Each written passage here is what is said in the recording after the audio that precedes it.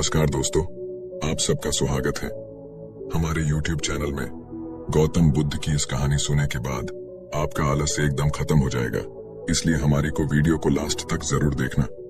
गौतम बुद्ध अपने ध्यान में बैठे थे कि वहां पर एक आदमी आया। ये आदमी अपने आलसीपने से बहुत ज्यादा परेशान था। आलसी आदमी गौतम बुद्ध से बोला, महात्मा जी मेरी मदद कीजिए, मैं अपने आलस्य से बहुत ज्यादा परेशान हूँ। आप ही कोई उपाय बताइए जिससे मैं आलसीपन से छुटकारा पा सकूं। गौतम बुद्ध ने उस व्यक्ति से कहा, पहले मुझे यह बताओ कि तुम्हें क्यों लगता है कि तुम आलसी हो। आलसी आदमी बोला, सिर्फ मुझे नहीं, मेरे परिवार वालों को और मेरे आसपास के सभी लोगों को ऐसा लगता है कि मैं आलसी हूँ। गौतम बुद्ध ने फिर उससे पूछा, क्या तुम जानते हो आलस्य होता क्या है? आलसी व्यक्ति बोला, नहीं मैं नहीं जानता, किंतु मैं इतना जरूर जानता हूँ कि आलस्य बहुत बुरी चीज है। इसकी वजह से मुझे बहुत नुकसान हुआ है जीवन में। गौतम बुद्ध बोले, जिस परेशानी से तुम छुटकारा पाना चाहते हो, पहले उसके बारे में पूरी जानकारी ले लोगे तो उससे छुटकारा पाना आसान हो जाएगा। आलसी व्यक्ति बोला, भगवान इतनी बुद्धि तो मुझ में नहीं है, आप ही मुझे इस समस्या के बारे में जानकारी दीजिए। गौतम बुद्ध बोले, आलस्य एक मानसिक अवस्था है, एक विचार है जिसे जाने अनजाने में हम खुद ही जन्म देते हैं। आलस्य दो मूलभूत कारणों की वजह से ही जन्म लेता है, एक है शारीरिक और दूसरा मानसिक। शारीरिक कारणों में पहला कारण है गलत तरह का भोजन। हम सभी जानते हैं कि हमारे शरीर को भोजन से ऊर्जा मिलती है और यह ऊर्जा सजीव चीजों से मिले तो अच्छी यानी कि प्राकृतिक रूप से जो हमें भोजन की वस्तुएं प्राप्त होती हैं, उनसे अगर यह ऊर्जा मिले तो हमारा शरीर इससे अच्छी ऊर्जा प्राप्त करता है। इससे उलट यदि हम निर्जीव वस्तुओं से ऊर्जा प्राप्त करते हैं तो यह हमें आलस्य की ओर लेकर जाती है। दूसरा कारण, हमारी शारीरिक गतिविधियां भी हमें आलस्य के चंगुल में फंसा सकती है। गौतम बुद्ध ने आलसी व्यक्ति को अपने शिष्यों की तरफ इशारा करते हुए कहा कि देखो, इनके चलने फिरने बैठने के तरीकों में तुम्हें कुछ अलग नजर आ रहा है। जब आलसी व्यक्ति कुछ समझ नहीं पाया तब गौतम बुद्ध ने उससे कहा, मेरे शिष्य जब भी बैठते हैं तो वे रीढ़ की हड्डी को एकदम सीधा रखते हुए बैठते हैं।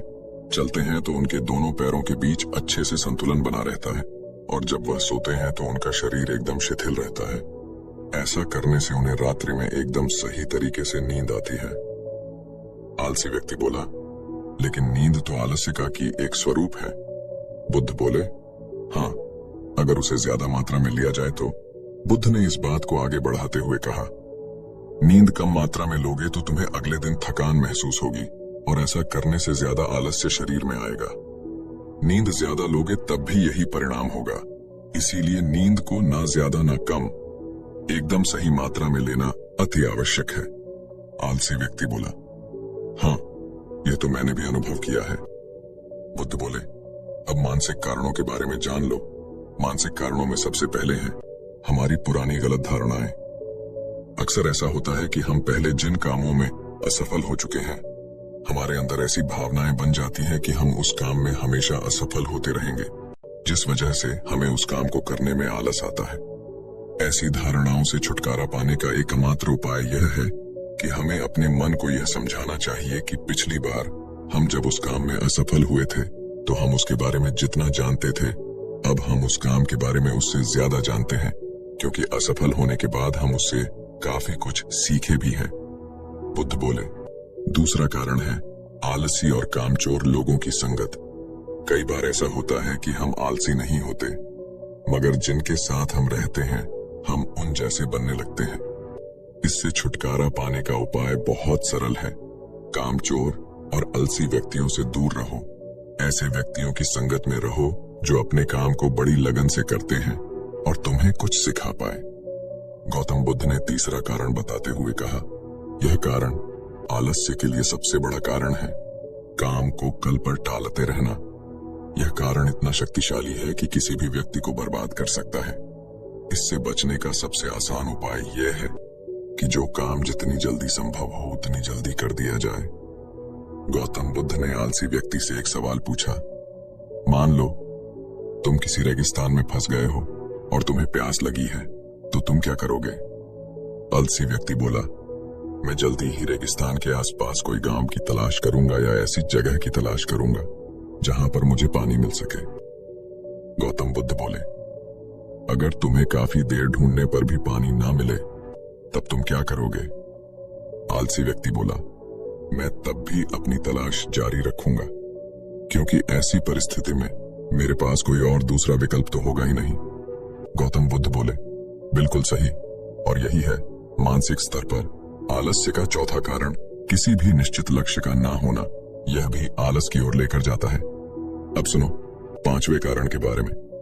गौतम बुद्ध बोले, सोचो कि तुम्हारे पास काफी सारे सोने के दागिने हैं जो तुम्हें एक जगह से दूसरी जगह लेकर जाना है। तुम चलते चलते थक जाते हो और किसी पेड़ के नीचे बैठ जाते हो, और तभी तुम्हें दूर से तुम्हारी तरफ दौड़ कर आ रहे डाकू दिखाई देते हैं। तो क्या तब भी तुम आलस करके वहीं बैठे रहोगे, या ऐसी परिस्थिति में तुम वहां से उठकर दौड़ने लगोगे? आलसी व्यक्ति बोला, जी मुझे वहां से दौड़ना ही पड़ेगा, नहीं तो मेरी जान और सोने के दागिने दोनों खतरे में पड़ जाएंगे। बुद्ध बोले, यानी कि तुम्हारे पास एक ठोस वजह होगी दौड़ने के लिए। यही है आलस्य का 5वां कारण, किसी भी काम के लिए ठोस वजह का ना होना। आलसी व्यक्ति महात्मा बुद्ध की बातों से संतुष्ट हुआ। वह बोला, महात्मा जी, मैं अब आलस्य के बारे में सब कुछ जान चुका हूं, और अब मैं इन सभी कारणों पर काम करूंगा और अपने आलस्य को दूर भगा दूंगा। हेलो दोस्तों, आशा करता हूं इस कहानी से आपको कुछ सीखने को मिला होगा। दोस्तों, हम आपके लिए इसी प्रेरणादायक कहानी लाते रहेंगे। आपको ये कहानी कैसी लगी हमें जरूर बताना। वीडियो अच्छी लगी तो हमारी वीडियो को लाइक करें और साथ में चैनल सब्सक्राइब जरूर करना। Thank you for watching.